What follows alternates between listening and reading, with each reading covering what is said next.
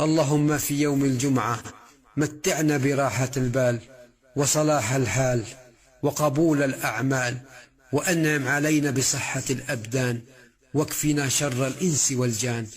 ونسألك اللهم فرجا لكل مهموم، وعطاء لكل محروم، وشفاء لكل مريض، ورحمة لكل ميت، ورزقا لكل محتاج، واستجابة لكل دعاء.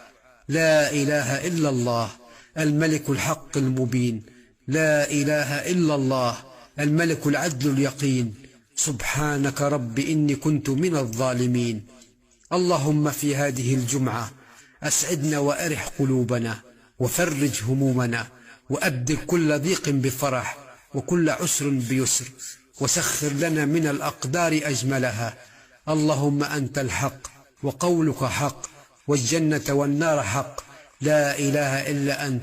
سبحانك إني كنت من الظالمين. وصلى اللهم على سيدنا محمد وعلى آله وصحبه أجمعين. اللهم آمين يا رب العالمين.